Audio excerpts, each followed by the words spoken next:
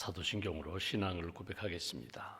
나는 전능하신 아버지 하나님 천지의 창조주를 믿습니다. 나는 그의 유일하신 아들 우리 주 예수 그리스도를 믿습니다. 그는 성령으로 잉태되어 동정녀 마리아에게서 나시고 본디오 빌라도에게 고난을 받아 십자가에 못 박혀 죽으시고 장사된 지 사흘 만에 죽은 자 가운데서 다시 살아나셨으며 하늘에 오르시어 전능하신 아버지 하나님 우편에 앉아 계시다가 거기로부터 살아있는 자와 죽은 자를 심판하러 오십니다. 나는 성령을 믿으며 거룩한 공교회와 성도의 교제와 죄를 용서받는 것과 몸의 부활과 영생을 믿습니다. 아멘. 찬송가 487장 찬송하겠습니다. 487장입니다.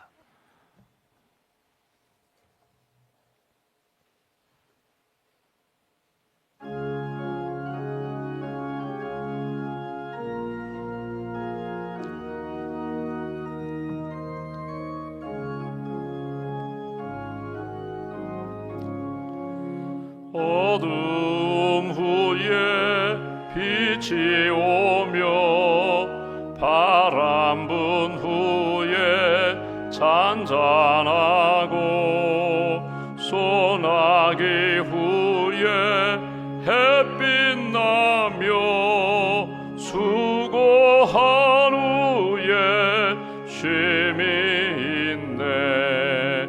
연약함 후에 강건하며 애통한 후에 위로받고 눈물 난 후에 웃음 있고 씨 뿌린 후에 추수하네.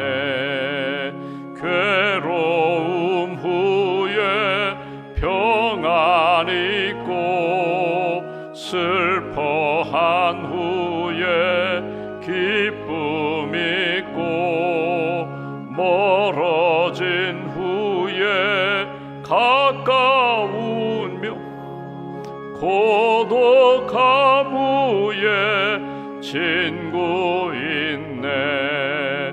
고생한 후에 기쁨 있고 십자가 후에 영광 있고 죽음 온 후에 영생하니 이러한 도가 진리로다.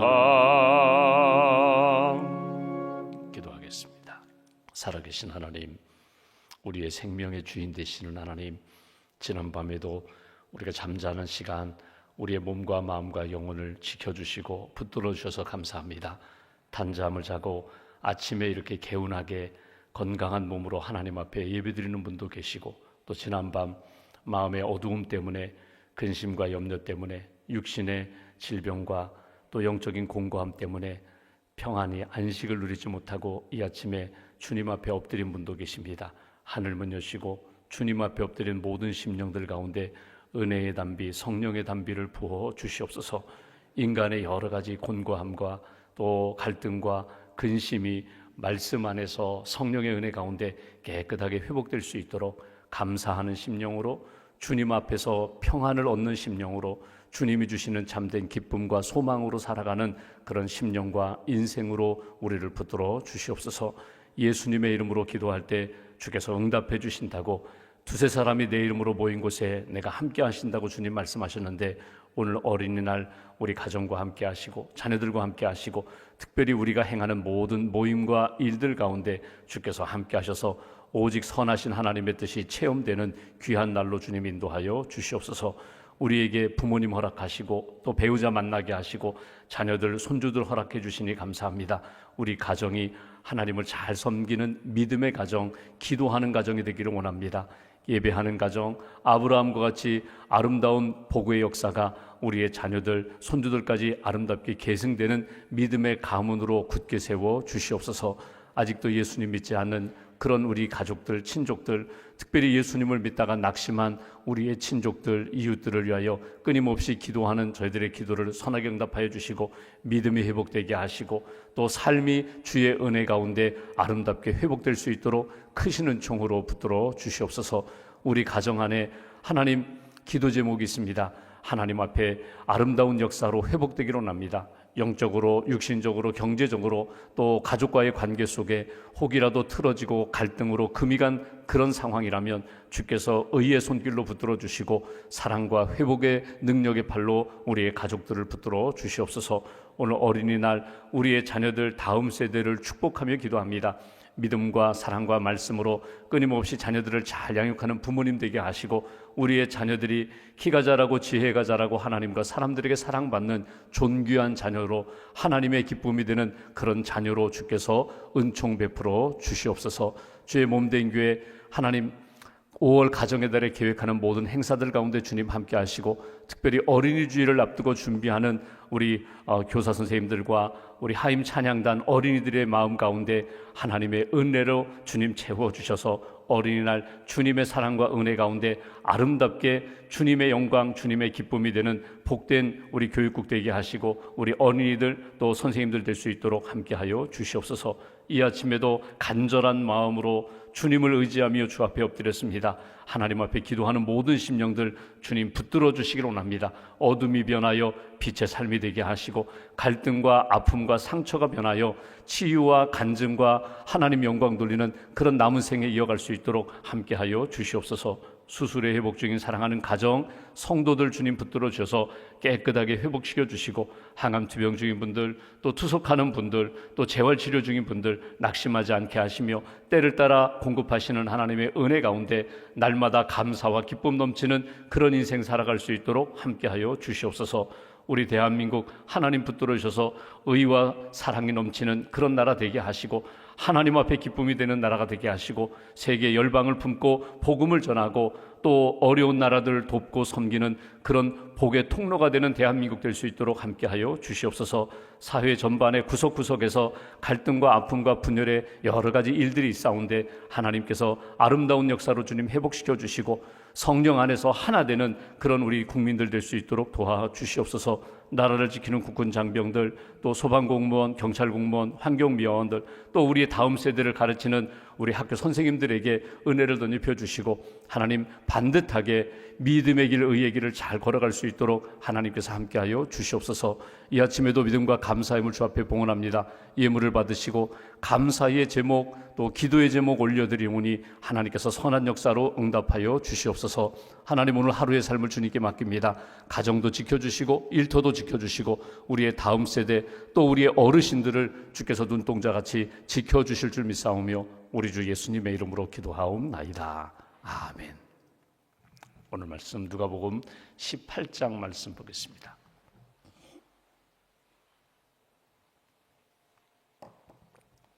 누가복음 18장 31절부터 34절까지 말씀 31절부터 34절까지 함께 봉독하겠습니다. 예수께서 12 제자를 데리시고 이르시되 보라 우리가 예루살렘으로 올라가노니 선지자들을 통하여 기록된 모든 것이 인자에게 응하리라. 인자가 이방인들에게 넘겨져 희롱을 당하고 능욕을 당하고 침뱉음을 당하겠으며 그들은 채찍질하고 그를 죽일 것이나 그는 3일 만에 살아나리라 하시되 제자들이 이것을 하나도 깨닫지 못하였으니 그 말씀이 감추었으므로 그들이 그 이르신 바를 알지 못하였더라. 아멘.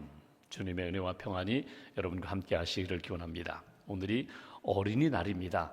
특별히 우리가 자녀들을 위하여 늘 기도하지만 오늘은 우리의 자녀들, 손주들, 또 우리 다음 세대 우리 교육국에서 교회 학교에서 믿음과 말씀으로 잘 성장하고 있는 우리의 자녀들을 위해서 기도해 주시고 또 자녀들을 잘 양육하고 계시는 우리 교회 학교 선생님들을 위해서 또 학교 선생님들을 위해서 오늘 아침 여러분 기도하실 때 꼭 우리의 다음 세대 우리 교회의 미래는 우리의 교육국에 있습니다. 우리는 30년이 지나면 다 하나님 나라 가겠지만 우리의 다음 세대가 우리보다 더 하나님을 잘 섬기는 하나님의 나라 이룰 수 있는 그런 다음 세대가 될 수 있도록 여러분 꼭 기도해 주시기를 부탁드립니다. 오늘 뭐 가족 모임도 있으시고 또 여행 가시는 분도 계시는데 어느 곳에 가든지 꼭 예배 드리시고 가족을 위하여 기도하시고 우리 가정이 믿음의 가정이 되자, 사랑의 가정이 되자, 소망, 꿈이 있는 가정 되자.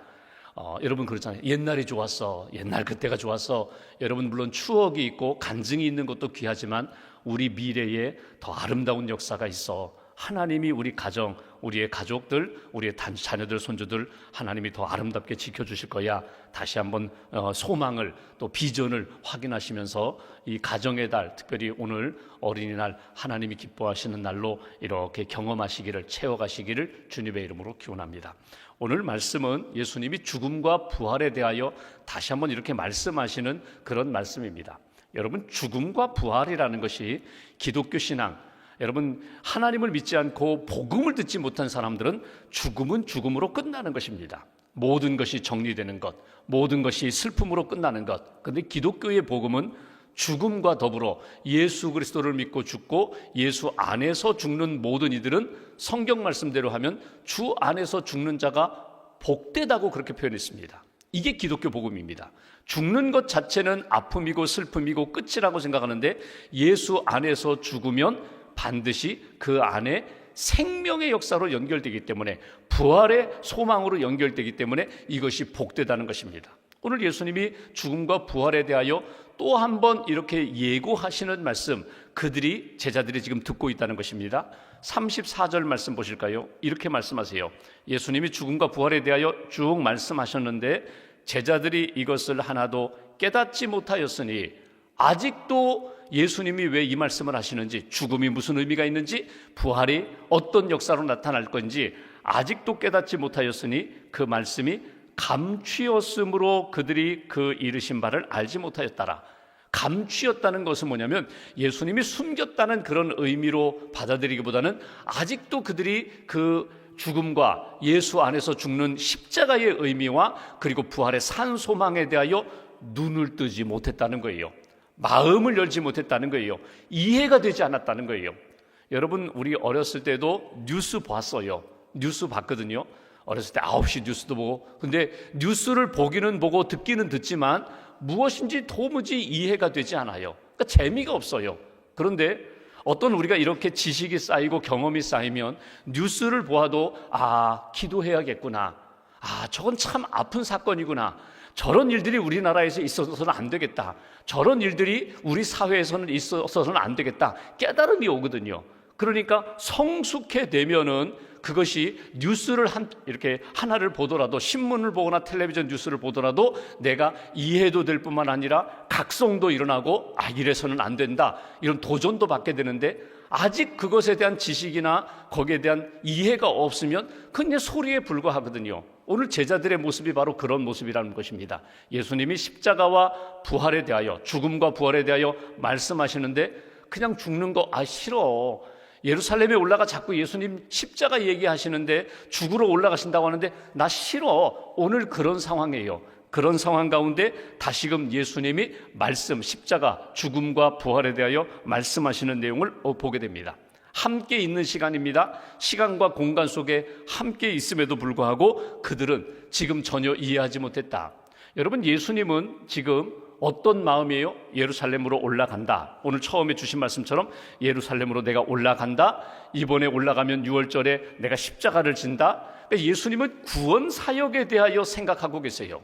여러분 오늘 여행 떠나시는 분들, 또 여행 다녀오시는 분들은요, 엄마의 생각과 자녀들의 생각이 달라요. 엄마는 가서 어떤 것을 먹어야 되지, 무엇을 해야지 스케줄 생각하고 장 보고 미리 준비하고, 엄마는 지금 올라가서 지금 무엇을 할 것인가 생각하는데 자녀들은요 전혀 그 생각 안 해요. 먹고 마시고 놀고 그냥 재미있게 놀다 오는 거, 그것만 생각하거든요. 예수님의 생각과 제자들의 생각이 달라요. 예수님은 하나님의 구원 역사를 생각하거든요. 이 일을 위하여 내가 왔고 십자가 지기 위하여 내가 이 땅에 왔는데 이제 때가 되었다. 이제 내가 십자가 지러 올라간다. 근데 제자들은 아니에요. 제자들은 지금 예루살렘에 올라가면 예수님 그 오병이어의 기적을 행하시는 그 능력으로 빨리 왕이 되세요. 왕이 되시고 이 모든 로마의 압제 끊으시고 경제적으로 회복시켜 주시고 우리는 오른쪽 왼쪽에 앉게 해주세요. 우리는 예수님과 함께 그 권좌에서 떵떵거리고 좀 살게 해주세요. 갈릴리 촌사람들인데 예루살렘에 올라가서 한번 출세하고 싶습니다. 이 마음이거든요. 그러니까 지금 각자 가지고 있는 마음이 다른데 예수님은 이것을 이렇게 좁혀가는 그런 상황을 보게 됩니다. 종교 지도자들, 정치 지도자들은 어떨까요? 예수님이 눈에 가시예요. 그래서 여러분 헤롯이라든가 총독 빌라도라든가 대제사장 가야바 같은 사람들은 각자 가지고 있는 마음, 자리를 보존하는 것에만 생각해요. 죄송한 표현인데 여러분 정치인들의 꿈이 뭘까요? 나라와 민족을 위하여, 국민을 위하여 역사의 주인이 되고 역사의 새로운 역사를 만들고 역사를 바로잡고 뭐 이런 대의 명분을 이야기하지만 속마음은 물론 다 그런 건 아닙니다. 속마음은요, 국회의원은 다음에 또 공천받아서 국회의원 되는 게 꿈이고요, 어떤 정치인 자기 자리가 있으면 그거 놓치지 않으려고 끝까지 아둥바둥하는 게 그게 속마음이거든요.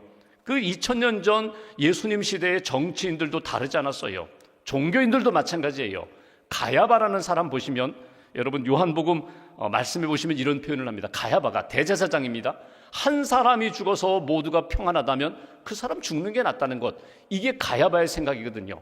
내가 이런 정치적인 소동이 일어나고 예수가 등장하여 막 하나님의 나라 복음을 전한다고 하면서 이렇게 편안하게 그냥 이런 체제를 유지하면서 질서를 유지하면서 살면 좋은데, 예수가 등장하여 천국이 가까웠다, 회개하라, 하나님을 믿어라, 모두가 죄인이다, 이거 막 다 뒤집어 놓는 거거든요. 그러니까 싫어요. 저 한 사람만 죽어서 모두가 편안하다면 죽는 게 낫지 않은가. 이게 위험한 공리주의입니다. 모두를 편안하게 하기 위하여 한 사람 희생시키는 것, 그거 마땅하다. 이게 가야바의 생각이에요. 대제사장, 소위 말하는 많이 배웠고 많은 율법적 지식이 있다는 사람도 이런 생각하고, 빌라도도 마찬가지고 헤롯도 마찬가지고 예수가 불편해요. 그런 상황 가운데 예수님이 나는 예루살렘으로 올라가리라. 31절 말씀 보실까요? 예수께서 12제자를 데리시고 이르시되 보라, 주목하라는 것입니다. 생각하라는 것입니다. 우리가 예루살렘으로 올라가노니 선지자들을 통하여 기록된 모든 것이 하나님의 말씀이 인자에게, 나에게 응하리라. 나를 통하여 이루어지리라. 여기서 우리가 먼저 두 가지를 생각할 필요가 있습니다. 첫째는요, 여러분 우리가 신앙생활하면서 항상 기억할 것은 하나님의 역사예요. 하나님의 뜻이에요. 지금 하나님이 무엇을 이루어 가시고 있는가, 그것을 항상 생각하셔야 돼요. 여러분, 하나님이 지금 이 역사 가운데 지금 무엇을 이루어 가고 계시는가, 그거 놓치지 말아야 한다. 또 하나는 그 하나님의 이루어 가시는 역사, 구원의 역사, 사랑의 역사, 회복의 역사 가운데, 선교 역사 가운데 내가 있다는 것, 그 속에서 나는 무엇을 하고 있는가, 무엇을 해야 되는가, 이 두 가지를 항상 놓치지 말아야 돼요. 오늘 31절 예수님의 말씀이거든요. 하나님께서 이미 구약의 선지자를 통하여 말씀하신 것, 그것이 하나님의 뜻인데 그것이 나를 통하여 이루어지리라, 나를 통하여 응하리라. 그 하나님의 뜻이 무엇입니까? 모든 인류를 구원하는 하나님의 구원 사건, 십자가 사건이 이미 예고되었는데, 이미 구약에서 말씀하셨는데 나를 통하여 지금 이 시대에 하나님이 이루어 가신다. 그것을 오늘 예수님이 제자들에게 말씀하시는 것을 보게 됩니다. 우리는 생각할 때 가룟 유다가 예수님을 팔았기 때문에 예수님이 십자가에 달려 돌아가셨다. 그 가야바가, 종교 지도자가 예수님을 알아보지 못했기 때문에, 헤롯이라든가 빌라도가 잘못된 재판을 했기 때문에, 로마 군병이 예수님을 십자가에 못 박았기 때문에 예수님이 십자가 지셨다. 이건 현상이고요. 가장 중요한 본질은 뭐냐면 하나님이 계획하신 그 십자가 구원의 역사, 그 속에 예수님이 내가 있다, 내가 십자가를 지러 이 땅에 왔다, 그것을 예수님이 놓치지 않으셨다는 거예요. 그러니까 누가 결국은 예수님을 십자가에 못 박았는가? 예수님 자신이 스스로 피하지 않으시고 연기하지 않으시고, 이거 조금 더, 몇 년 더, 내가 공생에 3년밖에 복음을 전하지 못했는데 10년 정도는 전해야지, 한 10년, 한 7년 정도 더 있다가 내가 십자가 되겠다, 미룰 수도 있음에도 불구하고 예수님 그렇게 하지 않으셨어요. 이번 6월절에 예루살렘에 올라가서 하나님이 예언하신 말씀대로 응하리라, 내가 그렇게 수용하리라, 받으리라. 나중에 우리가 보겠지만 뭐 요한복음에도 있고 다른 복음서도 있어요. 예수님이 십자가를 앞에 두고 아버지께서 내게 주신 잔을 내가 마시지 않겠느냐. 누가 이 잔을 십자가를 주셨다고요? 아버지가 내게 주셨다는 거예요.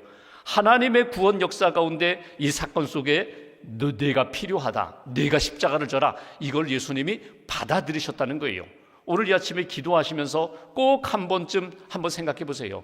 하나님이 우리 가정과 교회와 이 나라 이 역사 가운데 하나님이 지금 어떤 역사를 이루어 가시는가, 거기에 대하여 민감하게 한번 이렇게 반응해 보시라는 거예요. 한번 민감하게 생각해 보시라는 거예요. 하나님이 지금 어떻게 이 역사를 이루어 가시는가, 그 하나님의 구원 역사 가운데 나는 지금 어디에서 무엇을 하고 있는가.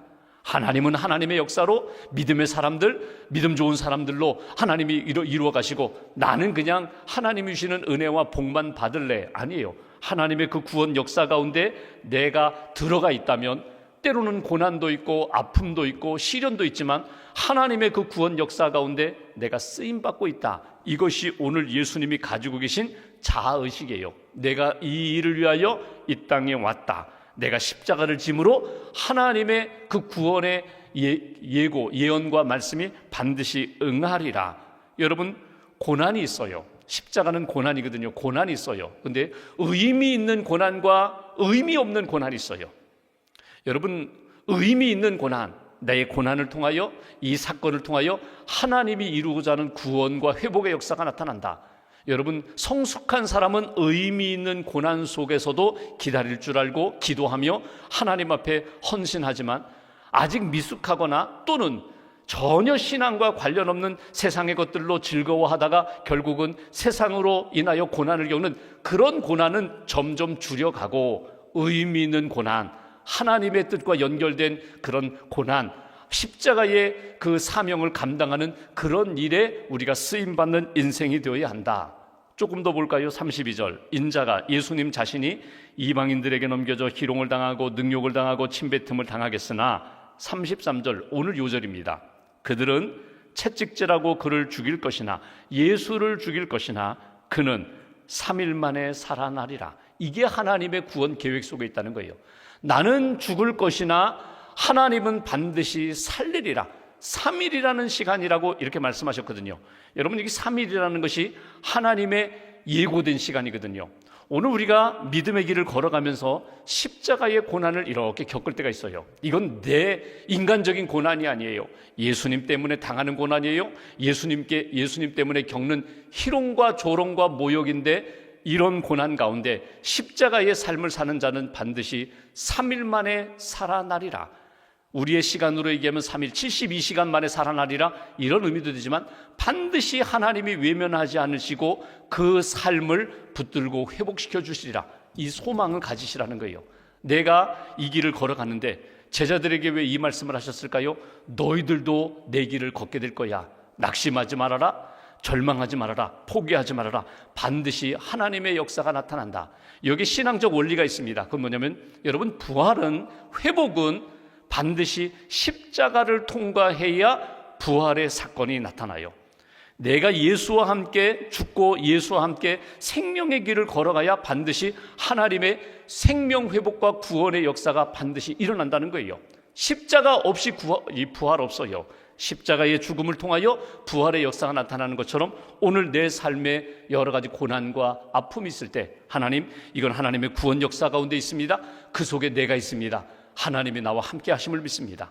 슬픔과 아픔과 고난 가운데서도 주님이 나 붙들어 주심을 영적으로 느끼면서, 하나님, 내가 주와 함께 죽고 주와 함께 살겠습니다. 이 믿음으로, 이 복음으로 하나님 앞에서 살아가는 저와 여러분 되시기를 주님의 이름으로 기원합니다. 아주 오래전에 한 70년, 80년대 어느 교회에 아주 신앙생활을 열심히 잘하는 부부가 있었어요. 근데 어느 순간에 이렇게 교회 소문이 이렇게 도는데, 야, 요즘 부부 사이가 안 좋대더라, 뭐 같이 안 다닌다더라, 뭐 이런 소문이 쫙 퍼졌어요. 두 분 다 엘리트예요. 그 당시에 한 집에 자가용 하나 갖기도 어려운 때에 각자 승용차를 가지고 있을 정도로 그렇게 여유 있는 가정이거든요. 부인은 음악을 전공해서, 피아노 전공해서 교회에서 주일 예배 반주해요. 두 분 다 집사님이에요. 근데 소문이 이렇게 안 좋아요. 그게 이제 목사님 귀에까지 들어가가지고 결국은 이제 상담을 하게 되었습니다. 부부를 불렀어요. 목양실에 불러서 요즘 어떠시냐고 그랬더니 이제 처음엔 이야기하지 않다가 부부가 각자 이야기하는 거예요. 슬슬 한 남편이 뭐 아내에 대한 불만을 이야기하니까 아내가 듣고 있다가 또 하나 툭 남편의 문제에 대하여 던지고, 그러다 보니까 점점 이렇게 이제 상승해가지고 이거 걷잡을 수 없을 정도로 막 가는 거예요. 그러다 보니까 이제 목사님, 야, 이러다 보니까 이건 헤어지겠구나. 이건 결론은 이미 두 사람이 나고 언제 어느 때에 헤어질까 그것만 궁리하고 있구나. 그게 느껴졌어요. 쭉 이야기하는데 목사님이 다 듣고 나서 그러면 방법이 뭐냐? 두 분이 결국 갈 길이 이렇게 나눠진 것이냐? 갈 길이 정해진 것이냐? 방법이 뭐냐?